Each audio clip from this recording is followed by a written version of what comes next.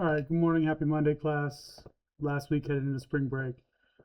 Today's agenda, question of the day email. 2, solid professor. We're getting down the last few units. So today we are working on distributed design strategies. And then number 3, rocket project. Today we've got an email step before we get into animation later this week.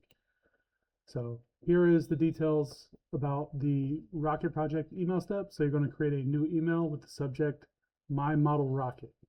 Email it to me.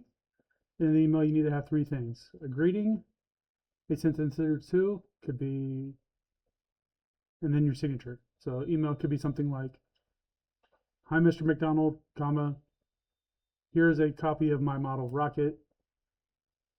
Let me know what you think. Thanks, John." And in that email, you also need to attach an image of your model rocket. So you need to take a Snagit or screenshot of your model rocket and attach it to the email. Other than that, if you got any questions, let me know.